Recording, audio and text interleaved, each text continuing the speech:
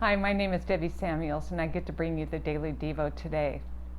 This whole week, I have been thinking about the moment where Joshua led the Israelites across the Jordan River into the Promised Land. How epic is that?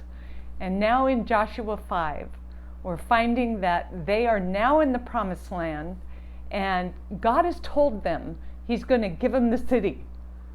But they don't know how it's going to be done yet. You know, Joshua may have looked back because he just brought over 1 million people across.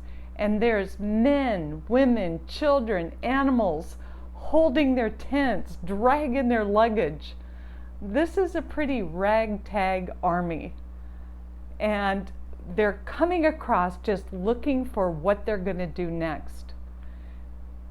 But one thing this group has is they have the fear factor. Take a look with me in Joshua 5, verse 1. Now when all the Amorite kings west of Jordan and all the Canaanite kings on the coast heard about how the Lord had dried up the Jordan before the Israelites until they crossed over, their hearts melted in fear and no longer had the courage to face the Israelites. Any military leader in the world would say, this is the time to attack. Your enemy is defeated. Go on in. But this isn't God's plan. He still had work to do with the Israelites. So the first thing he says to them as you read along, he says, make flint knives and circumcise the Israelites again. Now, why would he do this? But if you look back at the covenant between God and the Israelites, there was an agreement made that they were to be circumcised. Now, for the last 40 years, none of the men have been circumcised. And God was calling them back into a place of obedience. They need to be at a holy place with God before they go to war. So the men made the flint knives, and thousands of men were then circumcised. They're in no shape or form to go ahead and battle against the Canaanites. So the next thing that God says to them is, now you're going to worship. I want you guys to celebrate the Passover. Now, one thing you may need to know is they've only done the Passover twice. The first one was in Egypt when the angel of death flew over, and the next one was right after they left Egypt. So for 40 years, many of the people on that trip have never seen a Passover.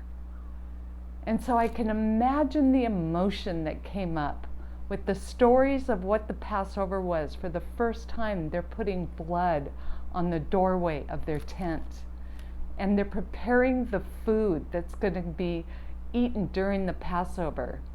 And if you remember, they've only had manna for 40 years. And now they are able to make the unleavened bread and roast the grain. What an amazing time that must have been. See, Joshua was told at the beginning of this book, God gave him specific instructions. If you look in Joshua 1, he says, be strong and courageous over and over again, because he had a very important message to give to Joshua. And it was, be strong and very courageous, and be careful to obey. See, God was bringing the Israelites back to obedience. Obedience with circumcision and obedience with the Passover. I have the privilege of praying with people from all over our city and in our church. And sometimes I hear people pray for a new revelation. And I wonder what God thinks of that sometimes, because I can hear God saying, I have given you revelation. This book will revolutionize you completely. But there is a cost to it. And that cost comes through obedience. It feels like in this day and age that we're living in right now that we are in a battle. There seems to be sides drawn, and we're going to war almost every day. So these two principles of coming back to obedience to God and coming into worship to prepare for warfare is for us today. I love how the story ends, and it says that here in Joshua 5 at the end, it says, "Now Joshua was near Jericho. He looked up and saw a man standing in front of him with a drawn sword in his hand. Joshua went to him and said, 'Are you for us or for our enemies?' And the man answered no, because that was the wrong question. But as a commander of the army of the Lord, I have now come." Joshua recognizes this. He recognizes these words because he heard Moses tell him the story of when he was by the flaming bush. And especially the next thing, because Joshua said, "What do you want? What message do you have, my Lord?" And he said, "Take off your sandals, for you are standing on holy ground." To be on holy ground, we need to be in obedience to the Word, and we need to be in a place of worship to Him. So church, be strong and courageous and obey what He has to say.